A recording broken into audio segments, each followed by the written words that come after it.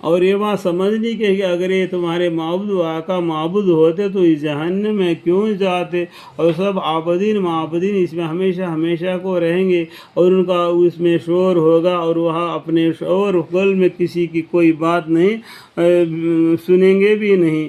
یہ تو دوزخیوں کا حال ہوا، اور جن کے لیے ہماری طرف سے یعنی اللہ کی طرف سے بڑائی مقدر ہو چکی ہے، اور اس دوزخ سے اس قدر دور کیے جائیں گے کہ اس کے آہٹ بھی نہ سنیں گے، اور وہ لوگ اپنی جی چاہے چیزوں میں ہمیشہ رہیں گے، اور ان کی بڑی گھبراہٹ یعنی نفخہ ثانیہ سے زندہ کرنے کے حالت غم میں نہ ڈالے گی، اور قبر سے نکلتے ہی فرشتے ان کے استقبال کریں گے اور کہیں گے یہ ہے تمہارا وہ دین جس کا تم سے وعدہ کیا جاتا ہے۔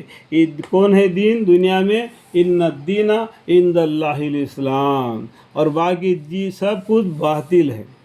وہاں دین بھی یاد کرنے کے قابل ہے۔ جس روز ہم ان اللہ تعالیٰ کا اولا کے وقت آسمان کو اس طرح لپٹ دیں گے جس طرح لکھے ہوئے مضمون ان کا کاغذ لپٹا لیا جاتا ہے۔ آسمان کو لپٹ کر اللہ تعالیٰ اپنی مٹھی میں پکڑ لیں گے، زمین کو بھی اللہ تعالیٰ اپنے مٹھی میں پکڑ لیں گے، اور دوسرا زمین ہوگا، پلشرات ہوگی، جنت اور دوزخ اوپن ہو جائے گا، اس کے اوپر سے پلشرات کھینچا جائے گی، نیکی اور بدی سبھی آدمی اس راستے پہ آتے ہوئے جہنم کو بھی دیکھیں گے، دوزخ کو بھی دیکھیں گے، میدان حشر میں کھڑا ہو جائیں گے، نیزہ پر سیر ہوگا، سب کے اعمال بانٹ دیے جائیں گے، ہر انسان اللہ کے سامنے گزرا ہوگا، اس کا فیصلہ ہو جائے گا، اور وہ جنتی یا دوزخی اس طرف نکل جائیں گے۔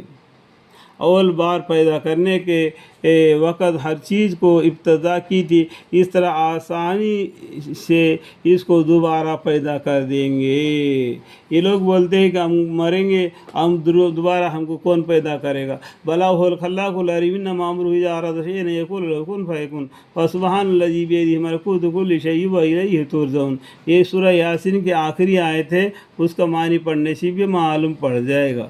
یہ جس نے پہلا پیدا کیا وہی دوبارہ بھی پیدا کرے گا، یہ ہماری ذمہ وعدہ ہے۔ دیکھو اللہ تعالیٰ کا ذمہ ہے دوبارہ پیدا کرنا، اور ہم ضرور اس کو پورا کریں گے۔ دیکھو اللہ تعالیٰ بولتے اس کو ضرور پورا کریں گے، پیدا کریں گے دوبارہ۔ جس طریقے سے اس کا بدن دنیا میں تھا اسی طریقے سے دوبارہ ہوگا، اس میں کوئی تبدیلی نہیں ہوگا، ٹھیک ہے۔ اور ہم نے زبور اور سب آسمانی کتابیں میں ذکر یعنی لوح محفوظ میں لکھے کے بعد لکھ چکے ہیں۔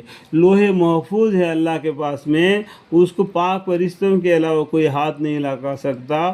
اس لوح محفوظ سے یہ کتابیں جو ہم کو 4 کتابوں کا علم دیا گیا ہے، وہ لوح محفوظ سے نکلی ہوئی آیتیں ہیں۔ اس سب کا ترجمہ آپ کو اس قرآن میں ملے گا، ٹھیک ہے۔ اس زمین یعنی جنت کے مالک میرے نیک بندے ہوں گے، اور بلا شک اس قرآن میں ہدایت کا کافی مضمون ہے ان لوگوں کے لیے جو بندگی کرنے والے ہیں۔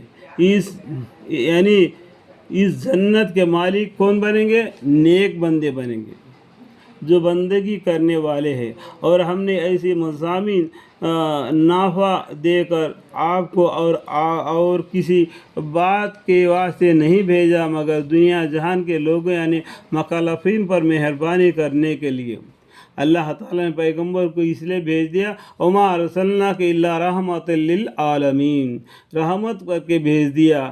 تو جتنے بھی پیغمبروں کو لوگوں نے جتنا ستلایا اتنا اس سے بھی زیادہ ہمارے پیغمبر کو ستلایا گیا تھا، لیکن انہوں نے کبھی امت کے لیے بد دعا نہیں مانگی، ٹھیک ہے۔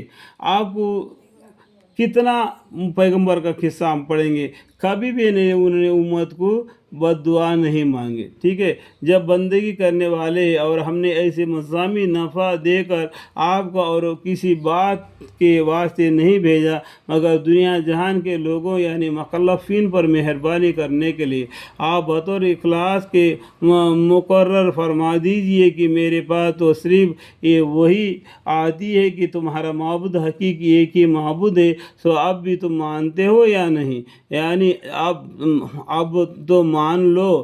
پھر بھی اگر یہ لوگ سرتابی کرے تو بطور تمام حجت کہ آپ فرما دیجیے کہ میں تم کو نہایت صاف اطلاع کر چکا ہوں، اور میں جانتا نہیں کہ جس سزا کا تم سے وعدہ ہوا ہے کہ آیا وہ قریب ہے یا دور دراز ہے، البتہ واقعہ ضرور ہوگا، کیونکہ اللہ کو تمہارے پکار کی کہی ہوئی بات کی بھی خبر ہے، اور جو بات تم دل میں رکھتے ہو اس کی بھی خبر ہے، اور میں بتعین نہیں جانتا کہ کیا مسلط ہے، شاید وہ تاخیر عذاب تمہارے لیے صورتاً امتحان ہو، اور ایک وقت یعنی موت تک زندگی سے ذرا فائدہ پہنچانا ہو۔ پیغمبر صلی اللہ علیہ وسلم باجان الہی کہا کہ اے میرے رب فیصلہ کر دیجیے حق کے موافق، اور پیغمبر صلی اللہ علیہ وسلم نے کفار سے بھی فرمایا کہ ہمارا رب ہم پر بڑا مہربان ہے، جس سے ان باتوں کے مقابلے میں مدد چاہی جاتی ہے جو تم بنایا کرتے ہو۔ اللہ ہی کی مدد مانگنا، اللہ کو ہی مانگنا، اللہ کی عبادت کرنا، جو بھی مصیبت پڑتی ہے یا اللہ اس مصیبت کو ہم سے دور فرما، اس طریقے سے اللہ سے دعا مانگ کے اللہ والے بننا، دنیا والے نہیں بننا۔ اس لیے پیغمبر صلی اللہ علیہ وسلم کو دنیا میں بھیج دیا تاکہ تمام دنیا جہان والوں کو ڈرائے، اللہ کے حکام کے طرف دعوت دے۔